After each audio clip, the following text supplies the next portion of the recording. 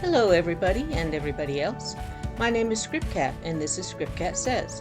On this channel we take a look at First Amendment auditors, sovereign citizens, cop watchers, cop baiters, and Karens from a slightly different angle. If you're new here, welcome. If you've been here before, welcome back. I read every comment I receive and appreciate every one of them. You all have given me many great ideas. Keep your eye on the channel. You might see one of your suggestions come to life. I've been wanting to do some education on this for a while. How about we just sit back and learn a thing or two today?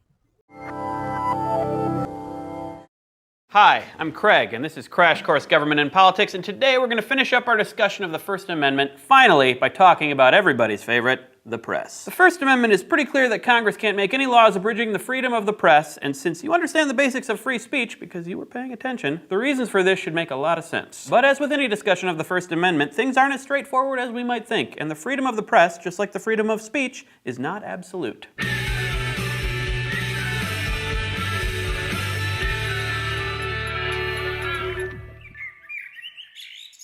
The main thing to know about the First Amendment and the press is that it prevents the government from censoring the press. For the most part, this means preventing the press from publishing some information in the first place, although it can also mean punishing a news agency after they publish something. Let's deal with pre-publication freedom of the press first. Let's go to the thought bubble. Censorship of the press before a story is published in print, broadcast, on television, radio, or the internet is called prior restraint, and the Supreme Court ruled that it was not allowed in a case called Neer versus Minnesota. In that case, a newspaper called the Saturday Press was going to publish a story that the city of Minneapolis was under the secret control of a cadre of Jewish gangsters, in particular the mayor and chief of police. City officials obtained an injunction to stop the publication of the story, and they gave the Saturday Press editors the opportunity to go before a judge to prove that the story was true. I'll get to this question of truth in a minute. The judge ordered the injunction and said that if the newspaper violated it, they would be punished for contempt of court. Instead, the newspaper countersued, claiming that Minneapolis and Minnesota were violating their freedom of the press. The Supreme Court agreed that no government was allowed to censor the press because a free press is essential for the political system to work. They based their decision on a lot of history, including Blackstone, the British legal authority, which explained, "The liberty of the press is indeed essential to the nature of a free state, but this consists in laying no previous restraints upon publications, and not in freedom from censure from criminal matter when published." And they also relied on an important American authority on the Constitution, James Madison. Heard of him? Who derived a lot of his constitutional expertise from the fact that he wrote the thing. He said, "This security of the freedom of the press requires that it should be exempt not only from previous restraint by the executive as in Great Britain, but from legislative restraint also. Citizens need a free press to be able to criticize the government and to expose government wrongdoing, because otherwise the government can get away with all sorts of things that we don't want it to, like say spying on us and reading our email and reading our spy's email. Of course, even with a free press, the government can do this, and what constitutes the press in the age of the internet is a debatable question. WikiLeaks, anyone? But the basic proposition that the press must be able to protect us against an overreaching government still stands." Thanks, Thought Bubble. There's another reason why the court put the kibosh on prior restraint, and that's because if a newspaper prints something that is untrue about the government, or more practically about a government official, there's a remedy for this. The person or agency about whom the untrue thing was said or written and published can sue the publisher for libel, and if he proves his case, can get monetary damages. This is supposed to prevent newspapers from flat-out lying about public officials. But libel suits can cause another problem in that they can basically end up being after-the-fact censorship. If a newspaper is so afraid of a libel suit that it decides not to publish a story, then it effectively censors itself. Sometimes courts call this a chilling effect, and it applies to speech that people are afraid to make because of potential lawsuit or other punishment, as well as articles and news stories that go unpublished out of fear of potential punishment. I tell you what, I ain't afraid of punishment for that. I do what I want. Freedom of speech. Luckily for us, the court dealt with the libel issue in another landmark case, New York Times versus Sullivan from 1964. This case involved an advertisement in the Times that included some inaccurate statements about the way Alabama law enforcement was treating civil rights protesters, including Martin Luther King Jr. The Montgomery Public Safety Commissioner L.B. Sullivan thought these misstatements amounted to libel and sued the Times. He lost at the Supreme Court, and they ruled that the standard for libel of a public figure was actual malice, which was my nickname in high school. This means that in order to win a libel case, you must prove that the publisher of the libelous statement knew that the statement was false and acted with reckless disregard, my friend's nickname in high school, for the truth. This is an almost impossible standard to prove, and what it means is that public figures almost never win libel cases. This goes a long way toward explaining some of the outlandish things you read about politicians and celebrities in print, and I'm not even going to begin to talk about some of what you can find on the internet, like like a bearded dude talking about government and punching eagles. Some argue that we shouldn't feel too bad about celebrities, and we should remember that they are celebrities and are usually doing all right for themselves. Unflattering publicity might simply be considered the price of fame. I'd point out that celebrities are human too, except for Lil Bub, the only non-human celebrity, and probably don't like being libeled. I guess Jar Jar Binks is another non-human celebrity, and he gets a lot of bad press. But he truly is terrible, so it's not libel. So it sounds like the First Amendment protection of a free press is pretty much absolute, but there are always exceptions that make things complicated. One of these exceptions is the question of national security. There are some security issues that are so important the government is allowed to censor the press before they can print stories about them. The best example of this is that the government can prevent the press from printing detailed descriptions of troop movements during a war, because this would help the enemy and put soldiers' lives at risk. It's kind of like in those spy movies when the bad guys learn all the names and aliases of the secret agents, except it's real. Knowing this, most newspapers wouldn't print this sort of thing, at least while it's happening. But what about after the fact? Well, it gets complicated, but another Supreme Court case gives us some guidance about what to expect. In New York Times versus US, why is it always New York Times? The issue was whether or not the Times could publish the Pentagon Papers. These were secret documents stolen from the government by Daniel Ellsberg, who had worked at the Defense Department. They showed that much of the government's reasoning behind the Vietnam War was untrue, or at least highly questionable.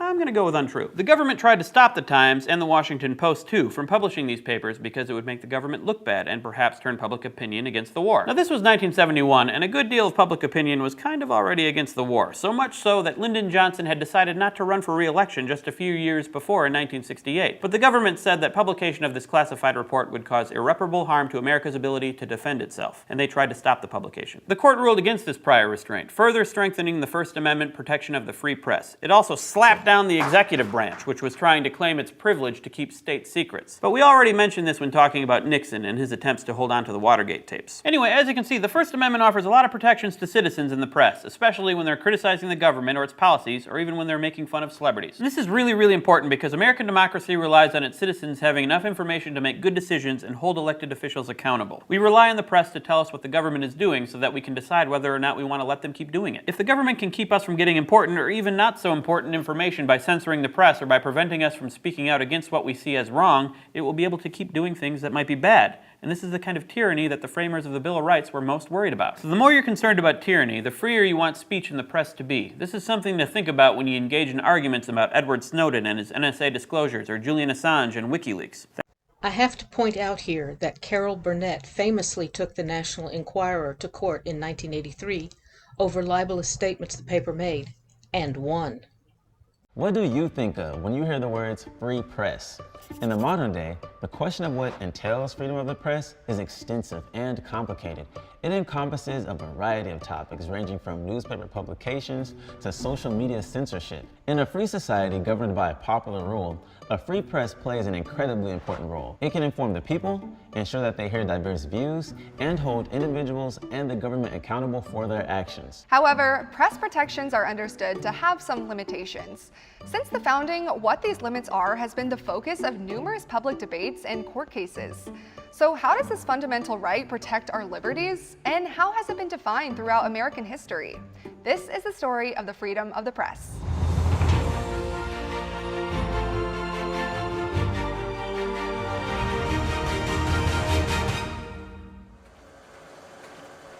The belief in the benefits of a free press has been a foundational principle since the beginning of the United States. As the Virginia Declaration of Rights stated in 1776, quote, "The freedom of the press is one of the great bulwarks of liberty, and can never be restrained but by despotic governments."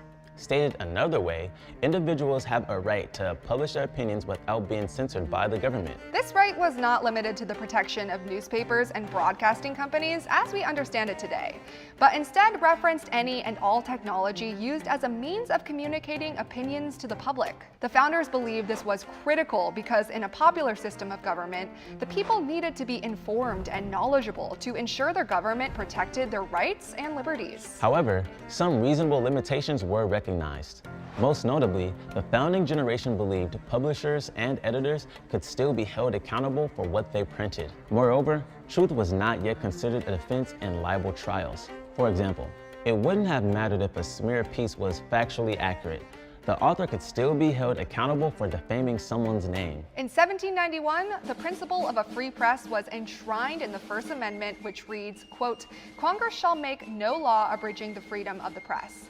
This principle was soon tested in the heated political atmosphere of the early republic. During a period of tensions with France known as the Quasi-War, Congress passed the Sedition Act of 1798, making it a crime to publish false, scandalous, or malicious writing that criticized the Congress, president, or government. The law was applied in partisan fashion only against editors who were of the minority political party. All told, 25 arrests were made and 10 individuals were convicted under the law, which remained on the books despite strong objections until it expired in 1801. Debates concerning the free press continued throughout the 19th century and reached a fever pitch during the Civil War, as the country considered how to best balance individual liberty with security. In the 20th century, the Supreme Court ruled on many landmark cases, further defining the right.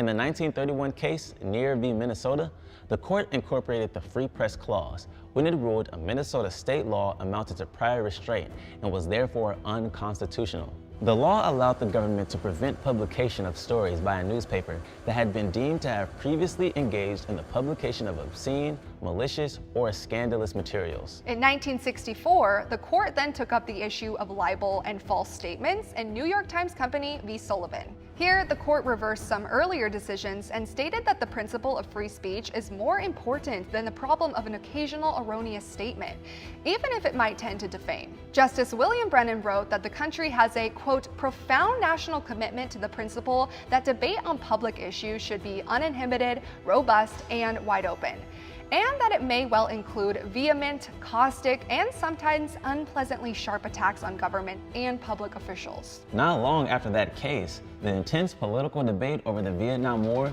led to the 1971 case of New York Times Company v. U.S. In this case, the New York Times defended its right to publish a classified report produced by the government concerning the United States strategy throughout the war, an act the Nixon administration saw as a threat to national security. The court decided that the national security concerns in the case were not enough to justify prior restraint. Then, in 1988, the court considered the right of free press as it pertained to high school students working on school newspaper staffs in Hazelwood School District v. Kuhlmeyer. Here, the court decided that a high school could censor a newspaper as it was part of the school's curriculum. There is a lot that goes into our modern understanding of freedom of the press. As a general summary, you have a well-protected right to use technology in whatever form to disseminate information or your opinion, free of government restrictions. However, some restrictions may apply, such as malicious defamation, obscene content, and some school-sponsored expression. Today, the advent of the internet and social media have dramatically expanded the avenues by which information is published and consumed. This has led to new questions concerning the principle of the freedom of the press. So, how do you think we will define the right of the free press into the 21st century? This has been the story of the freedom of the press. Thanks for watching. Be sure to like and subscribe.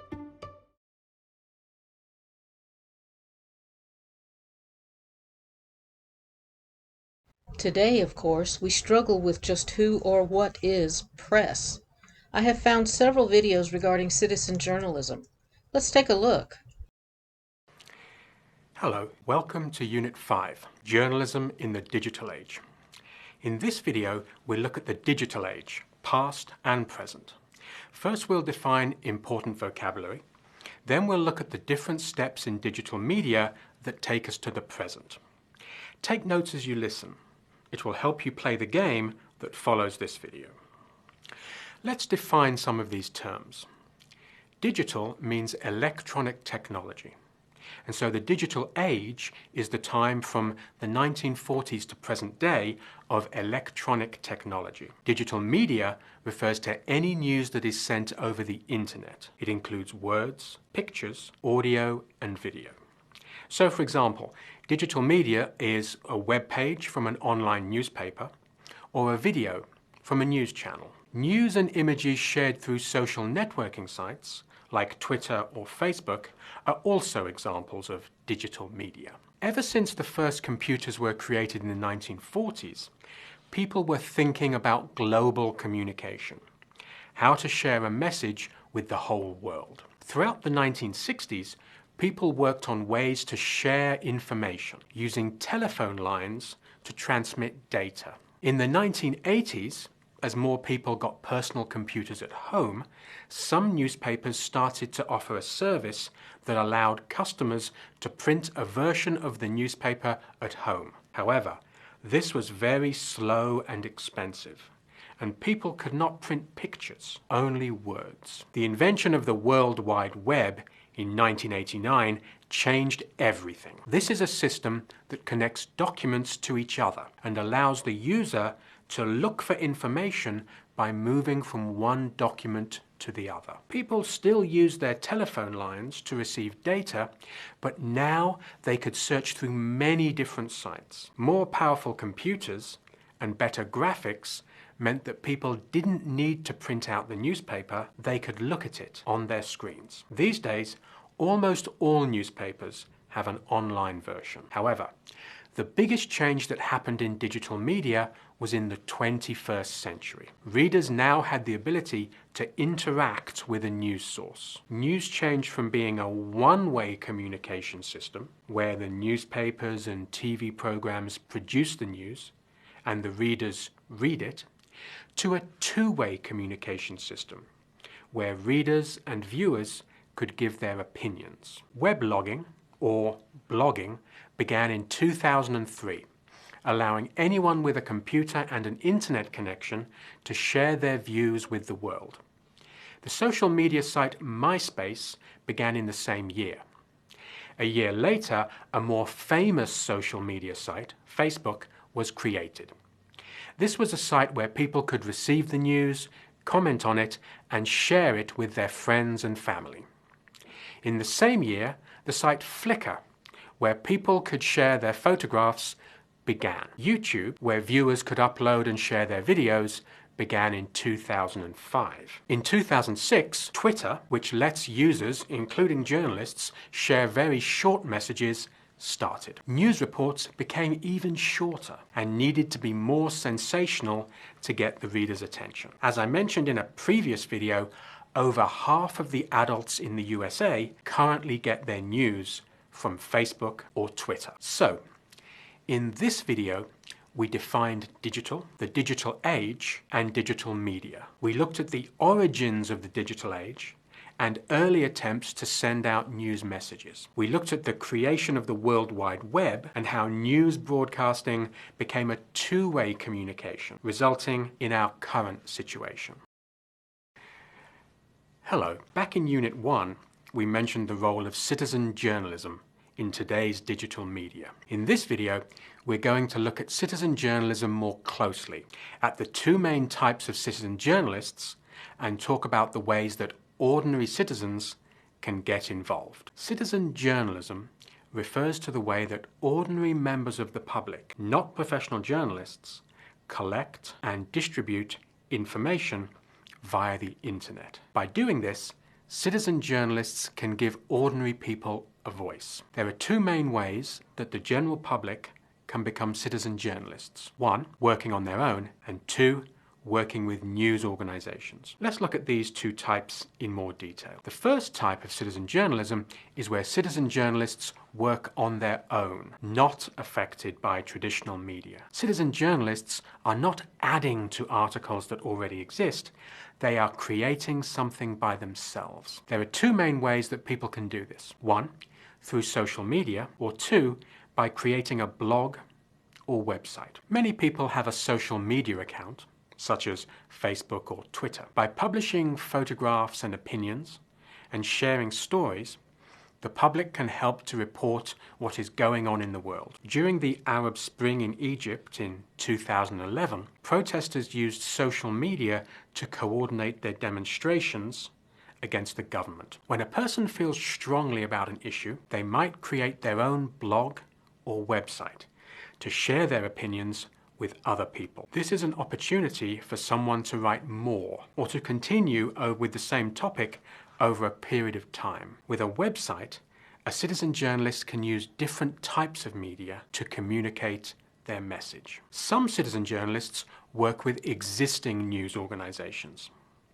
There are three main ways to do this: commenting on articles, crowdsourcing, and live blogging. Commenting on articles refers to the comments that readers make on an online news article. You can give your opinion on the topic or comment on the article itself. Other readers can reply to your comment as well as the original article. Crowdsourcing means using a crowd, a lot of people, to work on a project. In journalism, it means asking the general public to provide additional information to complete a story. Journalists usually do this when a task is very big and needs many people. For example, if a very long document, too long for one person to read, is made public, a newspaper might ask its readers to each read a part, to check the facts, or look for details. Live blogging occurs when something is happening live, such as a concert, a political meeting, a sports match, or a severe weather event like a snowstorm. If we take the example of a snowstorm, online newspapers will ask the readers to send in stories of how the snow is affecting them, along with photographs of the snow. Readers might also talk about travel delays or places being closed. So, in this video, we looked at the role of citizen journalists in the digital media. We saw that there are two types of citizen journalism: working on your own, using social media, blogs, and websites, and working with news organizations by commenting on articles, crowdsourcing, and live blogging. Next, we'll look at ethics in the digital age. Well, that's probably enough education for a sleepy Sunday. I hope you enjoyed this video, and I'm looking forward to your comments. I may use them in a follow-up video. Bye for now.